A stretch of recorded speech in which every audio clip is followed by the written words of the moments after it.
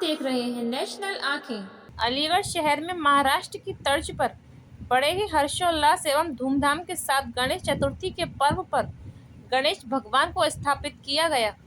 अलीगढ़ शहर के प्राचीन गिलहराज जी मंदिर के महंत योग्य कौशलनाथ ने बताया कि गणेश भगवान को गोबर एवं मिट्टी के बने हुए स्थापित करने चाहिए।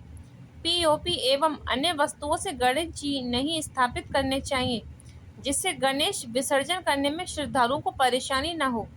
श्रद्धालुओं के द्वारा अपनी अपनी भावनाओं के अनुसार गणेश भगवान को स्थापित किया जाता है और फिर उसी भावना के अनुरूप विसर्जन किया जाता है।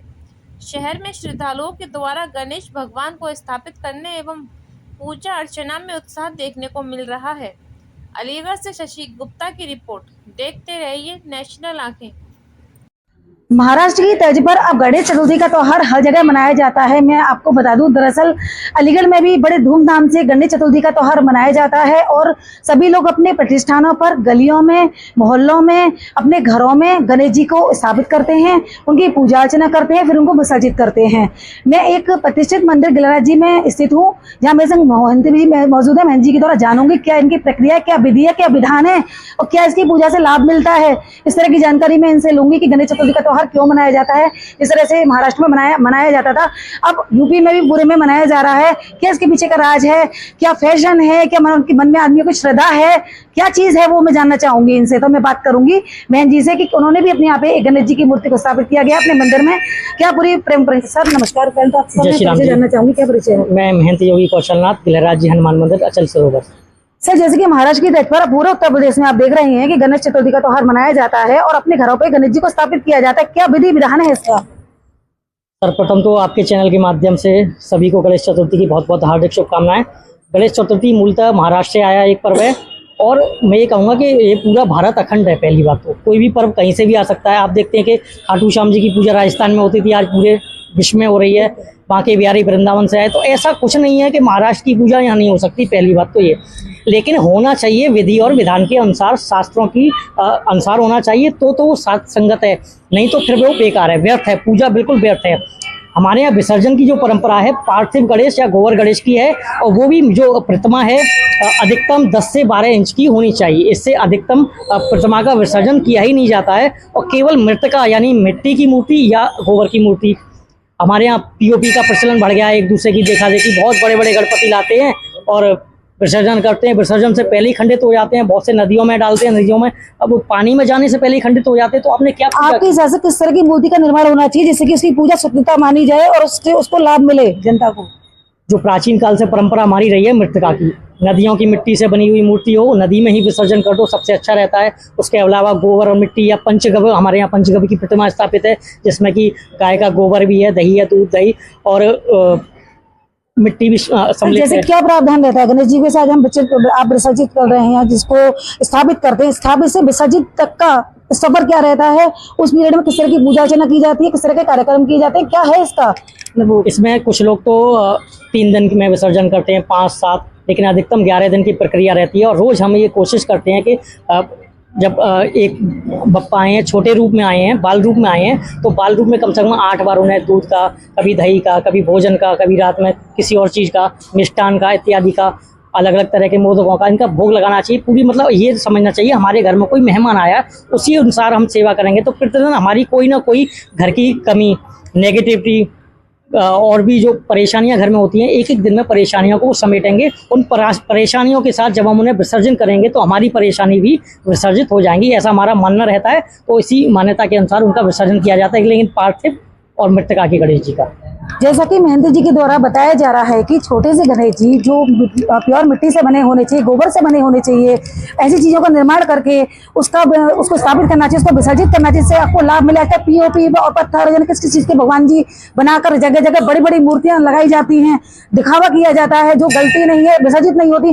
तब विसर्जित ही नहीं होती तो उनका क्या लाभ, क्या इनकी पूजा, क्या अर्चना? वैसे कुछ लोग और मौजूद है, मैं उनसे ही बातचीत करना चाहूंगी। क्या कहेंगे गणेश चतुर्थी को लेकर? तो क्या कहेंगे? गणेश जी बुद्धि और देवता हैं। हमको गणेश जी की पूरे तन मन के साथ पूजा अर्चना करनी चाहिए, जिससे कि वो हमें यश समृद्धि दें। जैसा कि यहाँ भक्त के द्वारा भी बताया जा रहा है कि हमें उनकी पूजा अर्चना करनी चाहिए, हमें यश धन हर चीज की बात में अपने सहयोगी से कहूंगी कि थोड़ा सा यहाँ दिखाने के प्रयास करेंगे। जैसे बड़े से गणेश जी के साथ उन्होंने बहुत छोटे से गणेश जी हैं, मैं कहूंगी अपने सहयोगी से वो दिखाएं किस तरह से छोटे से गणेश जी की ही स्थापित करके इसकी पूजा अर्चना करके इनसे हमें मनोकामना मांग के इनको विसर्जित किया जाए तो इससे कहीं ना कहीं पूरा लाभ मिलता है। ये दिखावा सब समाज में देखने को मिल रहा है, जो बड़ी बड़ी मूर्तियों को रख रहे हैं, जो मूर्तियां गंगा जी में जाकर विसर्जित करते में गलती नहीं है, जहां पर गंगा जी प्रदूषित होती हैं। इसीलिए मैं ये कहना कुछ और लोगों से बातचीत करने की कोशिश करूंगी, क्या उनकी राय है गणेश चतुर्थी को लेकर, किस तरह का ये महाराष्ट्र की तर्ज पर अलीगढ़ में मनाया जाता है। सर क्या कहेंगे गणेश जी के पार क्या कहेंगे गणेश जी के बारे में? क्या कहना है, सिद्धि के दाता है तो बनाया क्या भैया हमने, हाँ बताइए इनके बारे में क्या कहना। भगवान है।